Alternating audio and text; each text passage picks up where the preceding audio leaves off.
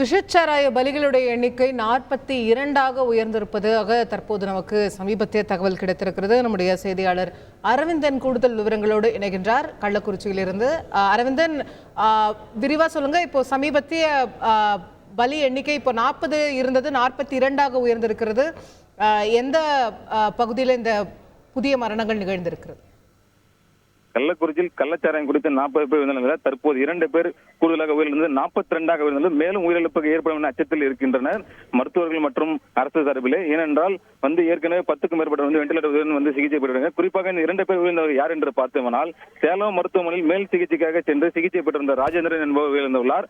அதே போல மாதவச்சேரி கிராமத்தில் வீட்டிலேயே குடித்துவிட்டு மருத்துவமனை செல்லாமல் அவதிக்குள்ளாகி வந்த நிலையில அங்கு உயிரிழந்திருக்கார். அவரது மகன் உடலை ஆம்புலன்ஸுக்கு போன் செய்து தற்போது உடலை ஏற்று அனுப்பிவிட்டார். இது சம்பந்தமாக கச்சரப்பள்ளி காவல்துறையில் புகார் கொடுக்க சென்றுள்ளதாக ஒரு தகவல் கிடைத்துள்ளது.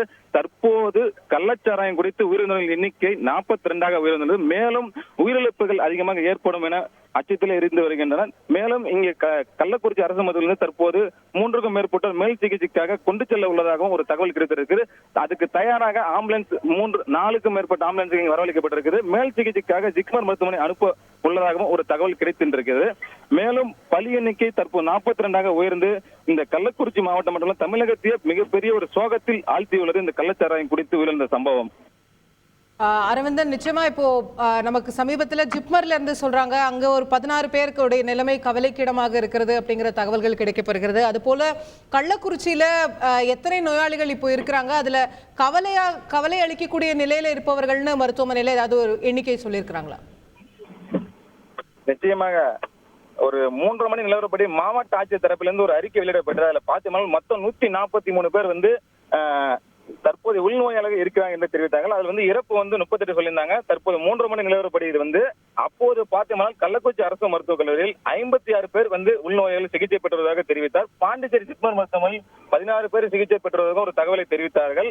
அதே மாதிரி சேலம் அரசு மருத்துவக் கல்லூரியில் பார்த்தோம்னா 31 பேர் சிகிச்சை பெற்றுவதாக ஒரு தகவலை தெரிவித்தார்கள். விழுப்புரம் முண்டியம் பக்கத்தில் பார்த்தோம்னா 2 பேர் சிகிச்சை பெற்றுவதாகவும் ஒரு தகவலை நமக்கு தெரிவித்தார்கள். அது ஒரு அறிக்கையாக வெளியிட்டார்கள் மாவட்ட ஆட்சியர் தரப்பிலிருந்து. மொத்தமாக பார்த்தோம்னா 105 பேர் 4 மருத்துவக் கல்லூரியில் சிகிச்சை பெற்றுவதாகவும் ஒரு தகவலை தெரிவித்தார்கள். தற்போது பார்த்தோம்னால் 10க்கும் மேற்பட்டவர் கவலைக்கிடமான நிலையில் உள்ளார் என்று கூறப்படும். ஏனென்றால் அவர்கள் எல்லாமே பார்த்தீங்கன்னா வெண்டிலேட்டர் உதவியுடன் இருக்கிறார்கள். இவர்கள் எல்லாமே ஒரு சிலருக்கு கண் பார்வை இழந்துள்ளது, ஒரு சிலருக்கு வயிற்றுப்போக்கு போது வயிற்று வலி, கை கால் அசைவு இல்லாமல் இவர்கள் இருக்கிறார்கள். எப்பொழுது வேண்டுமானாலும் இவர் மேல் சிகிச்சைக்கு வேற மருத்துவமனைக்கோ அல்லது வேறு உயிரிழப்புகள் ஏற்படலாம் என்ற அச்சத்திலே இருந்து வருகிறோம் தற்போது நாம். ரைட், ரொம்ப கவலை அளிக்கக்கூடிய சிச்சுவேஷன். நன்றி அரவிந்தன், விரிவான தகவல்கள் வழங்கியதற்கு. நேர்களே, பலி எண்ணிக்கை தற்போது 42ஆக உயர்ந்திருக்கிறது. மேலும் பலர் கவலை அளிக்கக்கூடிய நிலையில இருக்கிறார்கள், தீவிர சிகிச்சையில் இருக்கிறார்கள், வெண்டிலேட்டர் சிகிச்சையில் இருக்கிறார்கள் அப்படிங்கிற தகவல்களும் நமக்கு கிடைக்கப்பெறுகிறது. நிச்சயமாக ஒரு கவலை அளிக்கக்கூடிய சூழ்நிலையில தான் இருக்கின்றோம். செய்திகளை உடனுக்குடன் தெரிந்து கொள்ள உடனே சப்ஸ்கிரைப் பண்ணுங்க.